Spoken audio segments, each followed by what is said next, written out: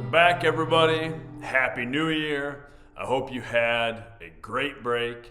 Hope the holidays were excellent. Even if they weren't, if you had a tough time over break, I'm glad that we're back together now in school, back to our regular routine.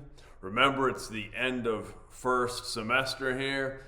If you need help, ask for help. There's people in the school who want to help you. I want to help you. So if you need help finishing things up, finalizing your grades, those sorts of things, check in with somebody, seek the help you need, and let's finish this semester strong together. Speaking of strength, that's what we're talking about this week for Family Time. It's Family Time 232. We're talking about strength and confidence. I am a big proponent of strength. Yes, I am a strength coach, and I do believe in physical strength. Strength is never a weakness. But more important than that, I'm a proponent of mental strength, emotional strength, strength in character. Those are the things that are going to get you through the difficult times in life. And remember, strong people are harder to kill, and weak things break. So it's important for us to develop strength. And again, that means a lot of different things, and it shows up in a lot of different areas. That's the first thing I want you to recognize, is that you all have strengths, sort of inherent to you. Everybody has strengths, and they might be different than other people's. And it's important that we recognize our strengths. That's one of the hardest things as an educator, is sometimes I see the strengths that you have, what you're capable of, and maybe you don't. And that's not to try to fit you into a box or try to tell you what I think you should do, but I want you to find the things about which you're passionate and help you develop strengths in those areas, and help you develop the strengths you already have, help you see those strengths. Usually when I do this week of Family Time, we do something similar to this. We're talking about strengths, and I'll have people write down strengths they have, and some students really aren't able to come up with anything right away. And that's in part a failure of our education system a little bit, is we need to help you see the strengths that you have. So I want you considering those things, and I want you to recognize that we all have strengths, and yes, we all have weaknesses. We all have things about ourselves that we want to improve, and that's good. That's an important thing. We should all, in every aspect of our lives, in our activities, in our schools, and just in our personal lives, we should lean into our strengths and build on the strengths we have, but also commit ourselves to working on our weaknesses, to working on the things about ourselves that maybe aren't our favorite things about ourselves. We all have those things too. It's kind of that old parable that there's two wolves inside every person. And one wolf is all the good, all the strength, all the character, all the kindness and hard work that's in us. And the other is all the negative stuff. It's all the jealousy, it's all the anger, it's all the times we compare ourselves and fall down that rabbit hole in a negative way. And those two wolves are constantly fighting with each other. And one wolf has to win. And the wolf that wins is the one you feed. That's the one that gets stronger. So it's important for us to feed those strengths we already possess, to feed those positive things about ourselves.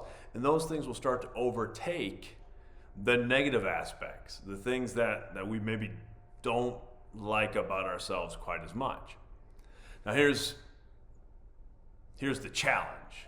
Herein lies the rub, is if you want to build strength in something, you have to do difficult things. You have to push yourself. You have to be a little bit uncomfortable to build strength. The weight room is a simple example, even if you're not someone who lifts weights. It's one of the reasons I think that I really gravitated toward the weight room when I was young and still continue to, is like, it's very simple, and it's a simple it connects to life in this very direct and simple way, that if you make yourself a little uncomfortable, not so much so that you're gonna break, right? If we're put too much weight on the bar, so much weight that we're unable to do it, we could get hurt. We don't want that much stress. But if we can make ourselves a little bit uncomfortable, if we can get used to a little bit of failure, then we start to get stronger. And something that once seemed like this huge, insurmountable obstacle becomes commonplace, becomes easy for us. We have to do the same things in every aspect of our lives, is we have to get a little bit uncomfortable to develop strength. So whatever that is, if it's in the classroom, in relationships, in any part of our life, breaking a habit, forming a new healthy habit, you have to be a little bit uncomfortable, and you have to be disciplined enough to do it again and again and again. So I want you to think this week about the strengths you have, and also the fears, maybe the insecurities, or I hate to even call them weaknesses, but the aspects of your life, of yourself, that you would like to work on. And everybody has them.